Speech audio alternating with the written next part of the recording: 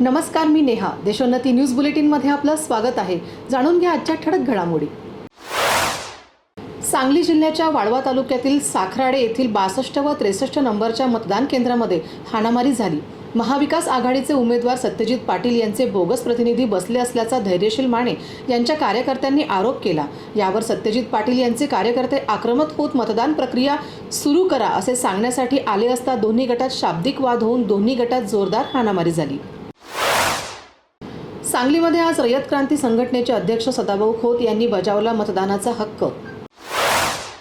आज तिसऱ्या टप्प्यात रत्नागिरी सिंधुदुर्ग लोकसभा मतदारसंघांमध्ये मतदारांचा उत्स्फूर्त प्रतिसाद दिसून आला.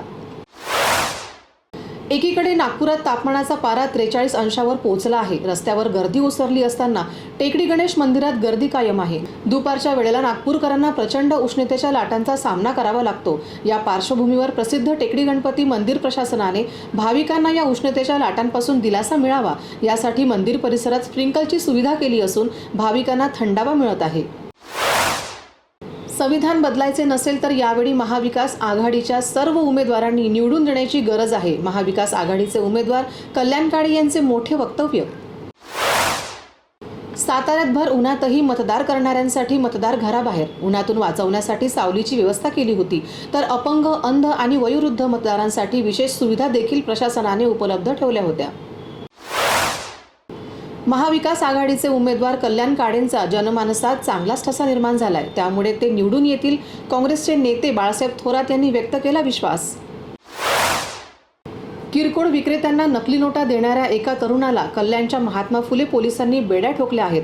अंकुश सिंग असे या तरुणाचे नाव असून या तरुणांकडून 13,000च्या नकली नोटा पोलिसांनी जप्त केल्या आहेत. उन्हाची दहाकता वाढून चंद्रपुरात 43 अंश सेल्सिअस तापमान वाढले आहे. वाढतं तापमान बघता उष्माघातांपासून बचावासाठी जिल्हा सामान्य रुग्णालयासह ग्रामीण उपजिल्हा रुग्णालयात शीतकक्ष कार्यान्वित करण्यात आले. परंतु आज 7 मे रोजी पुन्हा तापमानात बदल झाल्याने चंद्रपुरात गारपिटीसह जोरदार पावसाचे आगमन झाले आहे. या अवकाळी पावसामुळे शेतकऱ्यांच्या पिकाचे मोठ्या प्रमाणात नुकसान झाले. बुलढाणा जिल्ह्यातील डोणगाव ते लोणी रस्त्यावर धावणाऱ्या एका मालवाहू वाहनाने अचानक पेट घेतल्याने वाहन जळून खाक झाले आहे. त्यामुळे वाहन मालकाचे लाखो रुपयाचे नुकसान झाले आहे. मालवाहू वाहन डोणगाववरून लोणी येथे जात असताना ही घटना घडली आहे. सध्या उन्हाची तीव्रता जास्त आहे. अशातच वाहनांचे इंजिन गरम झाले आणि शॉर्ट सर्किट होऊन ही आग लागली असावी असा अंदाज व्यक्त होत आहे. याचबरोबर हे बातमीपत्र संपलं. पुन्हा भेटूया नवीन घडामोडींसोबत. नमस्कार.